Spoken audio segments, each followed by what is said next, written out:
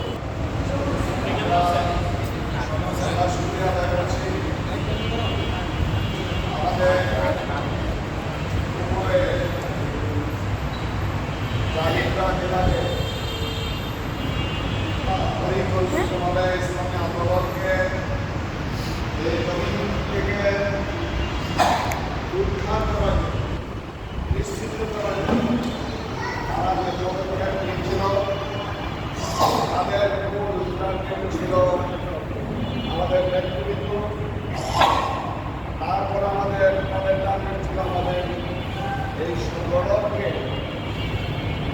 বাংলাদেশের মানুষের আশা আকাঙ্ক্ষার মধ্যে বাংলাদেশ জামাত ইসলামীকে মানুষের কাছ থেকে সিস্টেম থেকে মানুষের মতামত, মানুষের ভোটাধিকার থেকে কীভাবে দূরে রাখা যায় এর পদক্ষেপ হিসেবে তারা আমাদের নিবন্ধন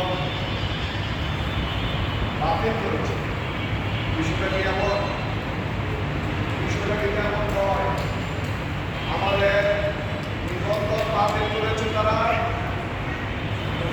আমরা এই জামাত ইসলামী গণতন্ত্রে আল্লাহর সার্বভৌমত্বের কথা বলেছি।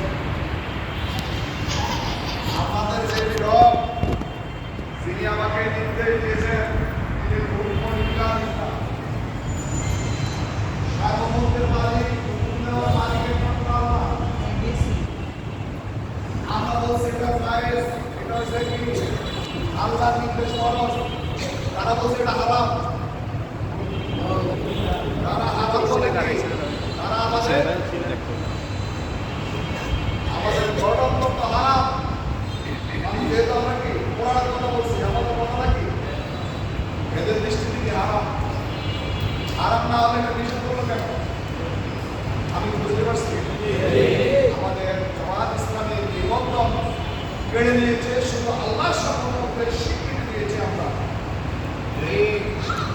আল্লাহ রাব্বুল আলামিন আমাকারু আল্লাহু মাকিরে, তারা ষড়যন্ত্র করেছে আর আল্লাহ কি করেছে? কৌশল করেছে। তাদের ষড়যন্ত্র ব্যর্থ হয়েছে। আলহামদুলিল্লাহ। আল্লাহ বলেন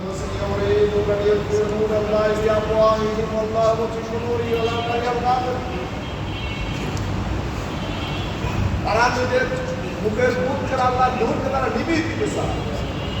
আর আল্লাহ সিদ্ধান্ত কি?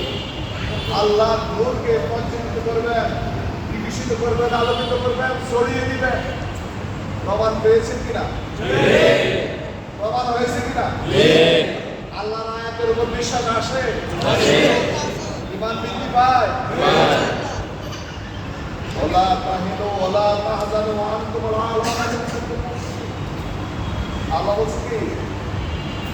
তোমরা হতাশ হও না, দুঃখ করো না, তোমরাই বিজয়ী হবে যদি তোমরা মুমিন হও। আল্লাহ রাব্বুল আলামিন আপনাকে আমাকে হতাশ করেনি। আল্লাহ আমাকে হতাশ করেছে না। কেন করে নাই? আমরা হতাশ হই নাই। আমরা যদি হতাশ হতাম, আমরা যদি এই আন্দোলন থেকে দূরে সরে যেতাম, তা আল্লাহ আমাদের সাহায্য করতো না। আমাদের সাহায্য করেছে না? আমাদের মতো দুর্বল বান্দাদেরকে যেভাবে সাহায্য করেছে, আমাদের মতো দুর্বল মুমিনদেরকে আল্লাহ রাব্বুল আলামিন এই দুনিয়াতে যেই পরিমাণ সাহায্য করেছে, যেই পরিমাণকে পুরস্কৃত করেছে, আমাদের আমলের দিকে তাকালে এই পুরস্কার পাওয়ার, এই সাহায্য পাওয়ার অধিকারী আমরা হতাম না। মূলত আমাদের পাশ থেকে যারা রক্ত দিয়ে আল্লাহ এই বাগানের, ইসলামী আন্দোলনের এই ফুল বাগানের সবচেয়ে উৎকৃষ্ট গোলাপগুলো আল্লাহ রাব্বুল আলামিন তুলে নিয়েছেন, তাদের রক্তের বিনিময়ে, এই রক্তের বিনিময়ে এই বাংলাদেশের জমিন আলহামদুলিল্লাহ উর্বর হয়েছে। আলহামদুলিল্লাহ, আলহামদুলিল্লাহ, আলহামদুলিল্লাহ। এটাই সেই ইসলামী আন্দোলনের ইতিহাস। 1997 সালে একজন ভাইয়ের সাথে, ইসলামী আন্দোলনের একজন ভাইয়ের সাথে আমার সাথে পরিচয় হয়েছে। উনি আমাকে বলেছেন, আমি মধ্যপ্রাচ্যে ইসলামী আন্দোলন করছি মিশরে।